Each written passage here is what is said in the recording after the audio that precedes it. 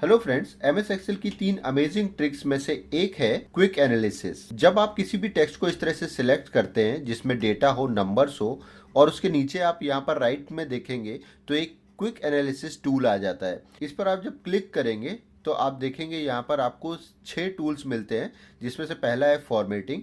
जो फॉर्मेटिंग हम format cell में जाके और डिफरेंट टूल्स यूज़ करके करते हैं वो हम क्विकली यहीं पर कर सकते हैं।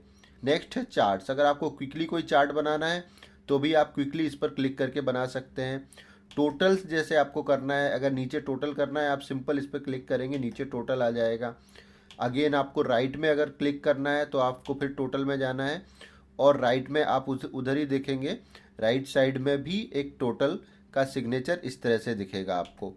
तो ये आप इस तरह से यहाँ पर भी टोटल कर सकते हैं। तो इन सिंपल वर्ड्स ऐसे बहुत सारे फॉर्मेटिंग और फंक्शंस जो हम यूज़ करते हैं वो क्विकली हम क्विक एनालिसिस टूल का यूज़ करके कर सकते हैं। तो ये तो थी पहली ट्रिक। नेक्स्ट है हमारी ट्रांसपोज। कभी कभी हम एक डेटा बनाते हैं और फिर हमें लगता है कि उसको हमें वर्टिकल नहीं हॉरिजॉन्टल वे में बनाना चाहिए था, या हॉरिजॉन्टल नहीं वर्टिकल वे में बनाना चाहिए था। तो उसके लिए हम क्या कर सकते हैं, जैसे हमने ये बनाया है जहाँ पर मंथ का नाम इस तरह से लिखा है और ब्रांचेस का नाम इस तरह से लिखा है हमने। तो अगर इसको मुझे चेंज करना है इसका डिज़ाइन, तो कॉपी करेंगे आप और नीचे जाके पेस्ट स्पेशल में जाएंगे आप। शॉर्टकट होता है इसका ऑल्ट ESV। तो जैसे ही आप कीबोर्ड से ऑल्ट ESV करेंगे यहाँ पर आ जाएगा पेस्ट स्पेशल और फिर यहाँ पर आपको कर देना है ट्रांसपोज और ट्रांसपोज के बाद ओके कर देना है। तो आप देखेंगे ये नीचे डेटा किस तरह से आ गया आपका। मंथ के नेम कॉलम में आ गए और ब्रांचेस के नेम आपके रोज में आ गए। तो आपका डेटा पूरा ट्रांसपोज होके आपको मैनुअली टाइप नहीं करना पड़ा और वापस आपका डेटा जिस तरह से आपको डिज़ाइन में चाहिए वैसा आ गया। और फिर आप इसको जो भी फॉर्मेटिंग देना चाहें वो आप देकर इसको सेट कर सकते हैं।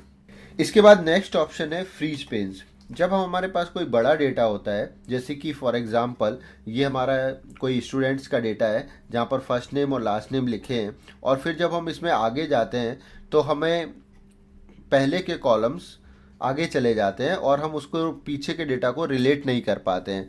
तो इसके लिए हमें क्या करना चाहिए कि जो भी आपको कॉलम स्टेबल रखने हैं या आप चाहते हैं कि वो कॉलम आप स्क्रीन पर दिखें हमेशा, उन कॉलम्स के आगे आकर आपको व्यू में फ्रीज पेन्स कर लेना चाहिए। व्यू में आप जैसे ही फ्रीज पेन्स करेंगे तो जैसे मैंने यहाँ पर फर्स्ट नेम और लास्ट नेम के बाद यहाँ पर क्लिक करके फ्रीज पेन्स किया है, और फिर अब जब मैं कर्सर से लेफ्ट में जाता हूँ, राइट में जाता हूँ, तो आप देखेंगे मेरे 2 कॉलम एज इट इज़ हैं और बाकी के कॉलम मूव हो रहे हैं। और इसी तरह से आप चूज़ भी कर सकते हैं। अगर आपको केवल रो फ्रीज करनी है तो आप यहाँ पे जाके रो फ्रीज करें, या फिर अगर केवल कॉलम करने हैं तो कॉलम फ्रीज करें। तो ये थे हमारे एमएस एक्सेल के 3 ट्रिक्स। अगर आपको ये वीडियो पसंद आया है तो आप चैनल को सब्सक्राइब कर सकते हैं, जिससे आपको इस तरह के और भी वीडियोस की नोटिफिकेशन मिलती रहेगी।